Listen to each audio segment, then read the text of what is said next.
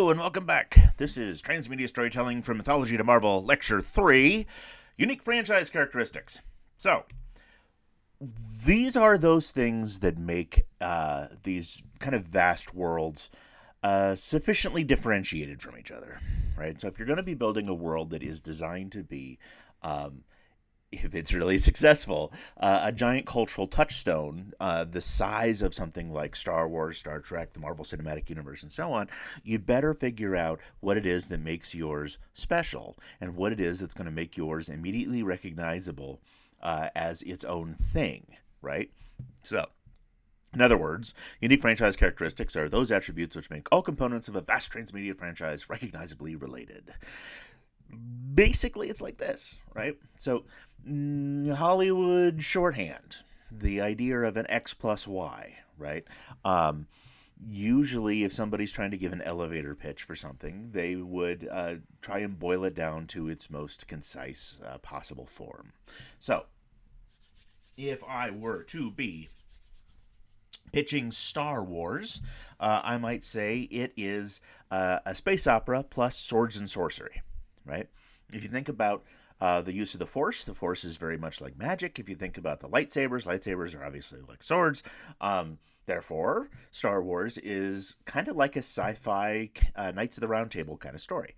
Star Trek, on the other hand, is much more like sci-fi space opera plus submarine battles. So if you look at the history of Star Trek, its unique central element is very much exploration, to boldly go where no one has gone before. But at the same time, there's also a large amount of these kind of in-space ship fights between, things like the USS Enterprise and, Klingon birds of prey, Romulan birds of prey, Klingon, crap, I forget what the Klingon ships are called. Doesn't matter.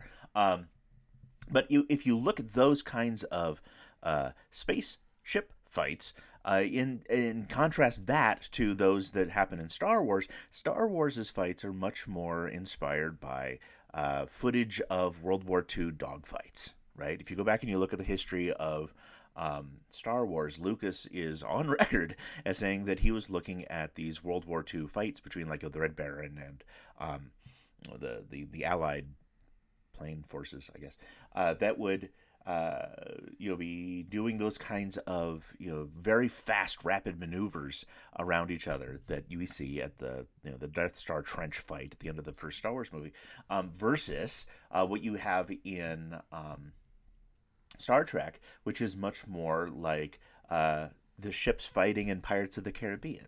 Right? Or submarine battles specifically, if you look at something like Hunt for Red October. It is not a coincidence that the main weaponry in Star Trek are photon torpedoes, right? So Star Wars is sci-fi plus swords and sorcery, and Star Trek is sci-fi plus submarine battles. Then Firefly is really sci-fi plus westerns and swearing in Chinese, if you've seen that show. Now, it's interesting to contrast in most recent years, The Mandalorian. The Mandalorian is also a sci-fi plus Western story. But if you look at the core DNA of The Mandalorian versus Firefly, The Mandalorian is much more inspired by samurai movies, especially this lone wolf and cub idea of the samurai traveling around with a child, kind of a thing. Which gets back to the way that the original Star Wars movies were, or the original Star Wars movie, singular, was very much inspired by samurai movies like The Hidden Fortress and Akira Kurosawa, characters like that. Versus, Firefly, which has much more in common with stories set around the U.S. Civil War, right?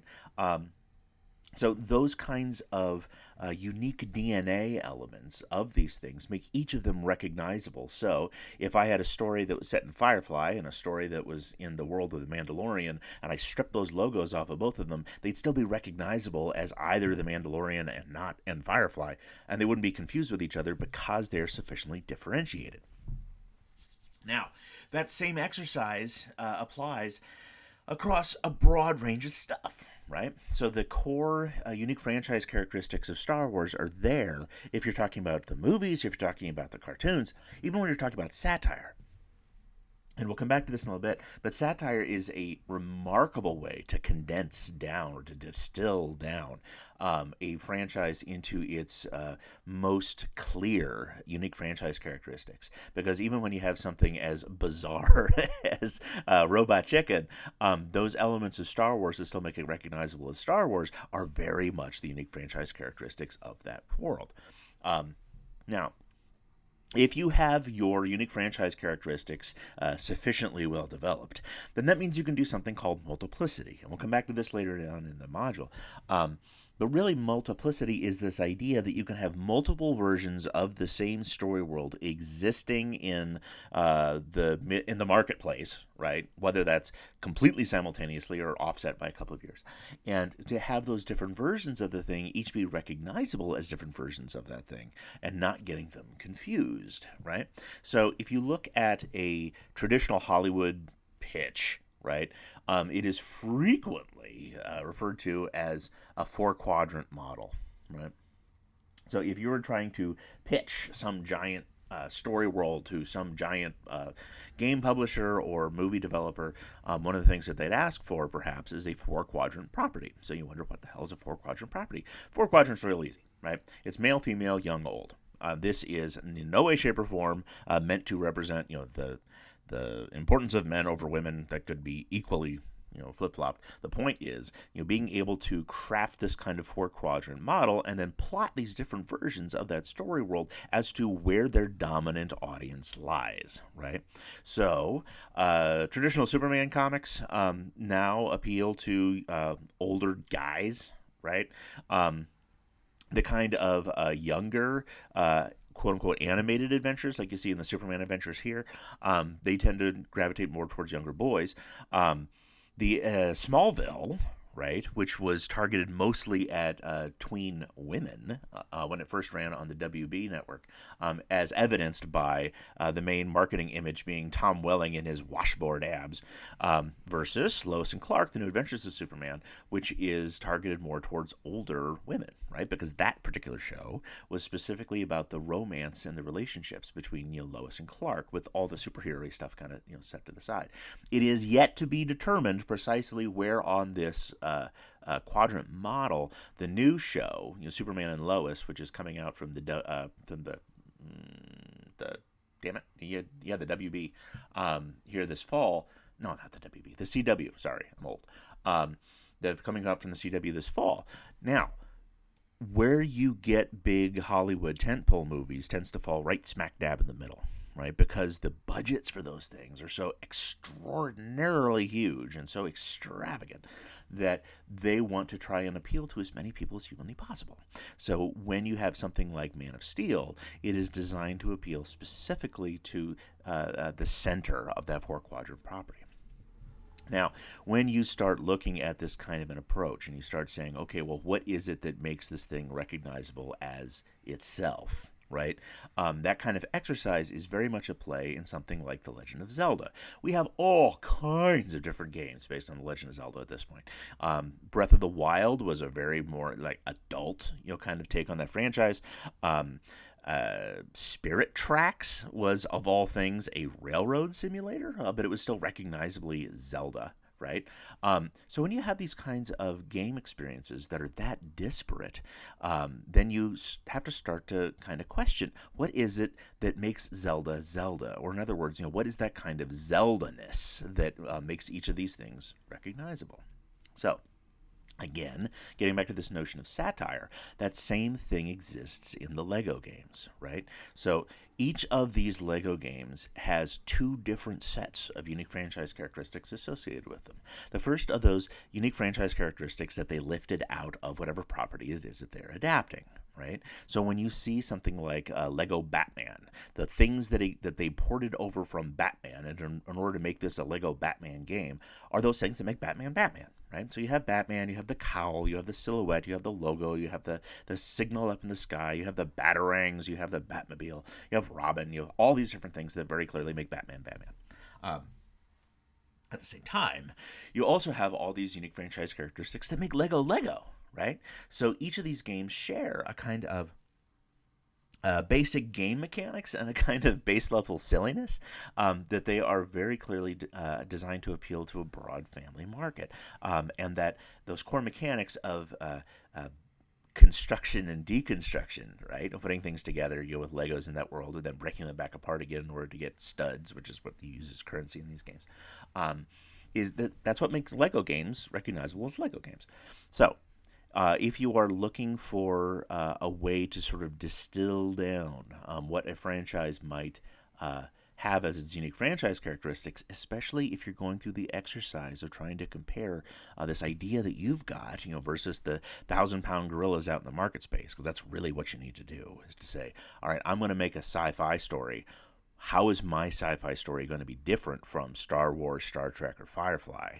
Right, versus Battlestar Galactica, versus the Black Hole, versus yada yada yada. Right. Well, one thing you might imagine is, what would the satire version of my story world be? What would the satire version of those story worlds be? What are those things that make those story worlds uniquely recognizable as their own particular thing?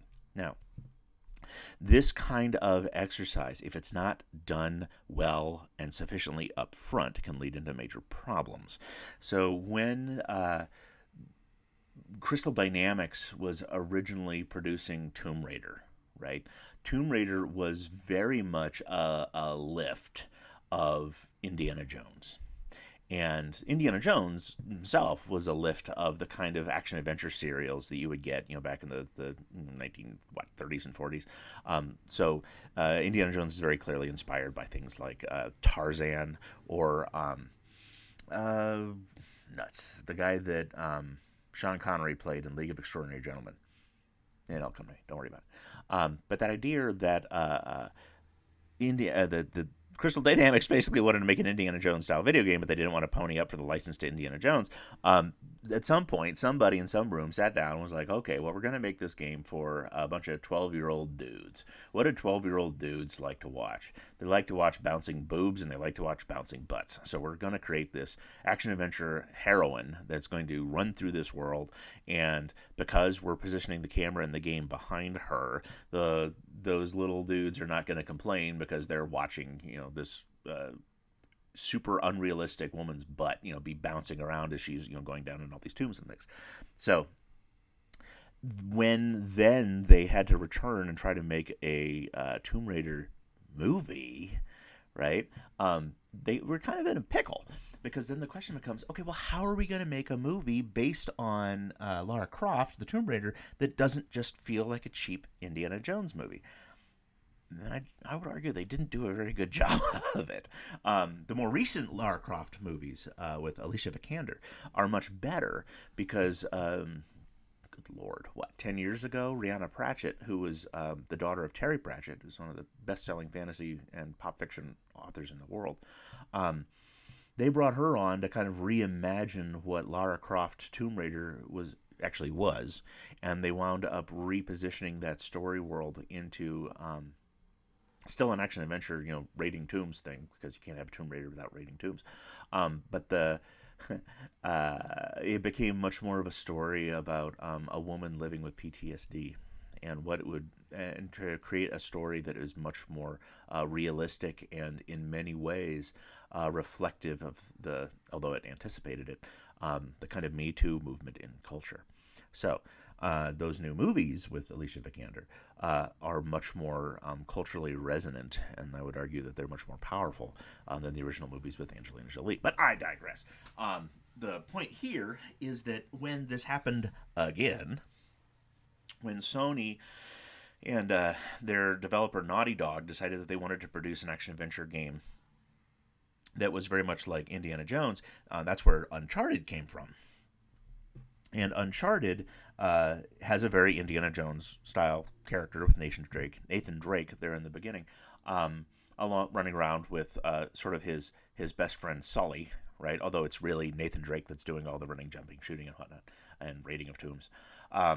But when they decided that they were going to start producing this Uncharted movie, of which the first images are now starting to appear with Tom Holland in the main role, the screenwriter Joe Carnahan had to do this exercise to say, okay, well, what is it that makes Uncharted different from Indiana Jones?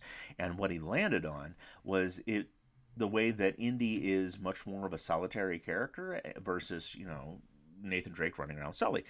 This is a little disingenuous. I am not entirely sure that I buy this argument, because the best of the Indiana Jones movies was the one where I would very strongly argue is Last Crusade, the one where Indy's running around with his dad.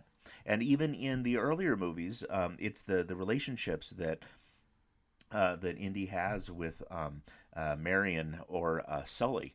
That not Sully, Sulla. Man, you want to talk about getting a little too close to the source material. Jonathan Rhys Davies, his character, the guy that played Gimli in Lord of the Rings. Anyway, it's those relationships that make Indy sympathetic, right?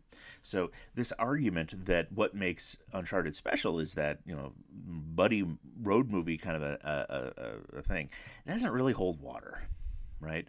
It's much better to do a very basic, really break that whole world down to its brass tacks, to figure out what its central deviation from reality is, in order to ask, like, if you're going to build a story world, just building a story world around Indiana Jones isn't enough, right? And what is it about an entire world that might have multiple kinds of Tomb Raiders in it that would make that act of raiding tombs be really different or really powerful? And that's where you get into worlds that are much more like Stargate, where Stargate has these military adventurers going off to different planets and doing these kind of archaeological expeditions. But the original Stargate movie had a lot more to do with the what if question of what if the ancient aliens, or the ancient aliens like you see on Lifetime, but the ancient Egyptians were actually aliens. That's where all that stuff came from. Anyway, I digress. So, if you start looking at unique franchise characteristics, one of the way to think about this is a clear set of rules that dictates what can and cannot happen in your story world. The problem is, as soon as you start setting up rules, then you're going to almost always wind up with pretty much the same reaction. You can't do this, right? So, Death Troopers was very much a kind of screw you reaction from the author Joe Schreiber to the assertion, you can't do zombies in Star Wars. And Schreiber said, sure you can. I'm going to show you how. And so what Death Troopers does is it sets up these kind of undead vampire Death Troopers, right? And then the way that he pulled this off was by doing a very careful exploration into what is it that makes Star Wars work, and what are the Star Wars unique franchise characteristics, as well as what makes zombie stories work, right? And matching those two things together with that degree of clarity wound up producing a story that, although it is very much on the edge of what one might consider to be a acceptable Star Wars story, it's still recognizably Star Wars, right? So this is, in many ways, an incredibly artful stunt that the author pulled off. So, going back to that kind of notion of what makes a story world unique, aesthetics are a big part of it. So we talked a little bit before about Alex McDowell, who is the founder of the World Building Media Lab at USC. And Alex was the production designer for things like Minority Report, Man of Steel, the most recent Johnny Depp Charlie and the Chocolate Factory, things like that. And when I asked Alex what a production designer does, and he says, oh, well, he designed the production, I pushed on him a little bit on that. And that idea of designing everything for the movie that does not necessarily appear in the script. So if the script is that which the architecture of a building comes from, a production designer is really the person responsible for the interior design of the building and making sure the whole thing feels like unique.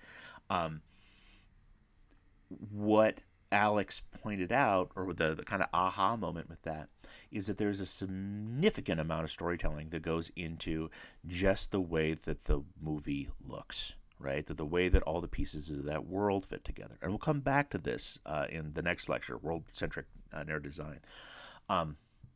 But if your idea of a story to have the unique franchise characteristics of your story is, well, it's a vampire story, but it's set in the 80s. No. A particular time period is not enough of a unique differentiator.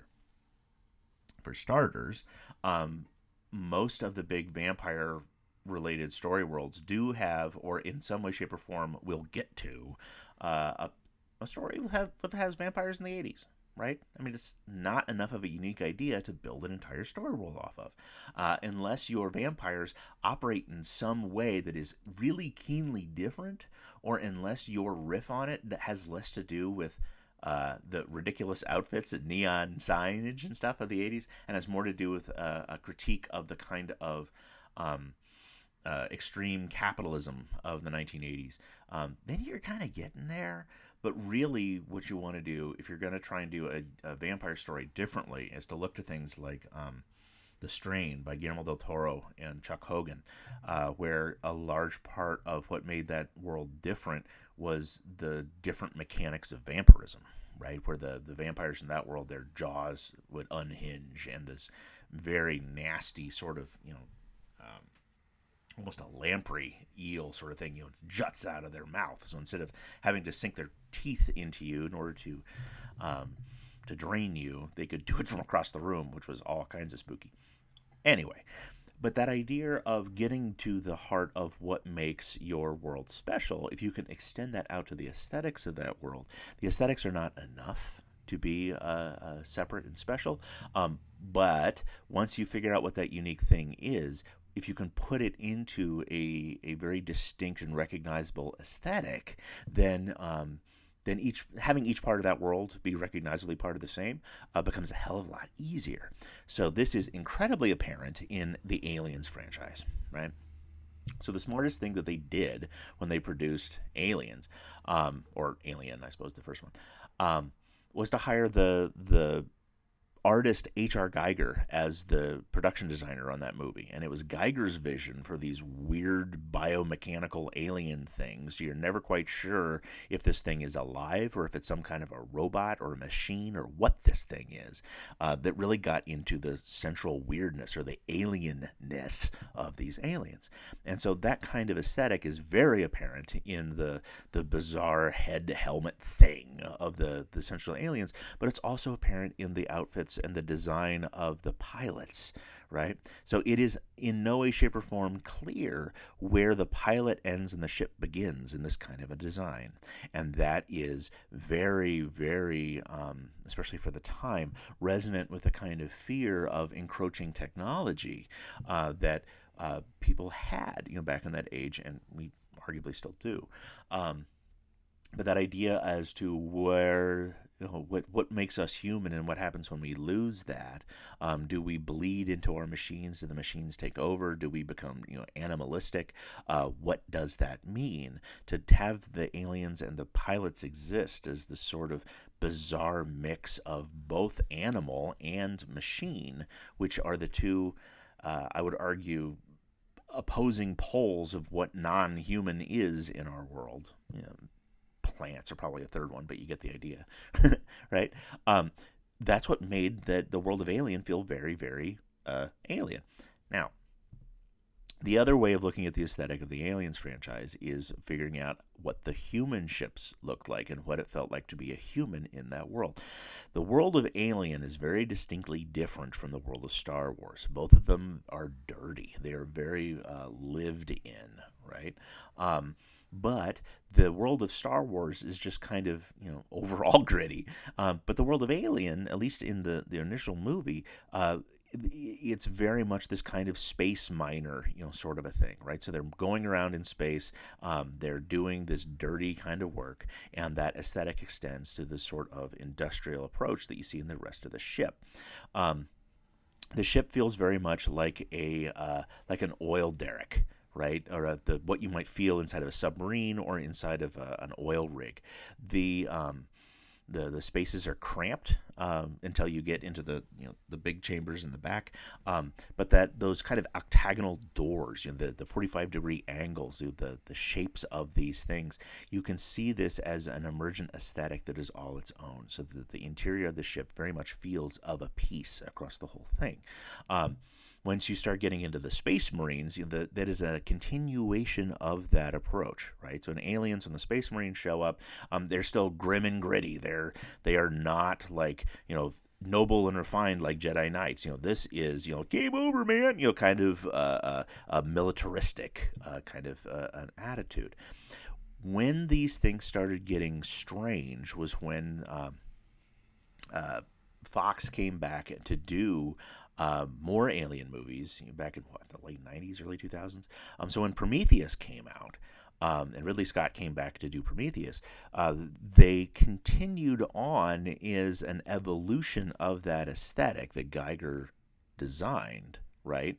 But they made some very questionable choices, which included a UI that felt like this, right?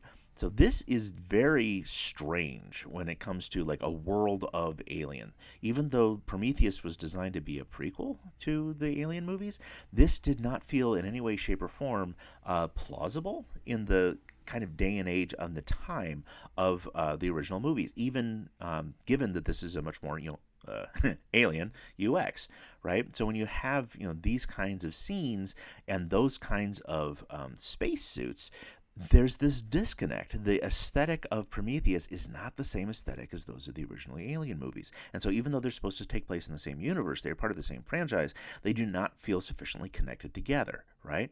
So these are the spacesuits in Prometheus. This is the spacesuit in Aliens, right? This is what a spacesuit in Aliens ought to feel like. I digress. Now, what Ridley Scott did after that, for the follow-up to Prometheus, Alien Covenant, was to really try and connect those two worlds back together. There was a sufficient amount of fan backlash to say that Prometheus doesn't feel like an Alien movie. What are you doing? That one of his very clearly stated directions on this was to find a new angle but take things back to the original feel of Alien, which is why Covenant feels like much more of a hybrid. You get these angles back. You get these kind of octagonal shaped tables. You get these angled walls. You get these angled doors. But you get a return to that kind of eerie light blue aesthetic of Prometheus. The much more of the holograms, much more of the futuristic user interface, kind of stuff. The doors, although they're not quite as perfectly octagonal as the first ones, you can see the return of that large signage. You can see the return of the 45-degree angles in the shapes. It is very clearly evocative of that. Even the the crew in Covenant is much more of a return, to the kind of makeup that you saw in the first two Alien movies. Right? And not least of which is the strong female protagonist that is very clearly almost a remix of Sigourney Weaver's Ripley from the first movies. Now, Adam Savage from Mythbusters, one of his main things in life is to produce movie props and replicas of movie props. And so if you go and you look at the podcast episodes or the TV episodes of where he is working on replicas of the suits from the Aliens universe, what Savage does is he points out the ways that the design language, the visual language from those movies are kind of blended together in the later films, right? So he starts to put these things on a timeline and to point out how they kind of, sort of, ish, blurred together along the trajectory of those films. Now, tomorrow, we're going to come back and we're going to talk about the idea of the world as the main character, or what it means to do world-centric narrative design, to think about building a story world not around a particular character or even a set of characters, but as designing a world as a platform for multiple stories that can extend across multiple media, across multiple audiences, and even multiple generations. So thank you so much for listening, and I will see you next time.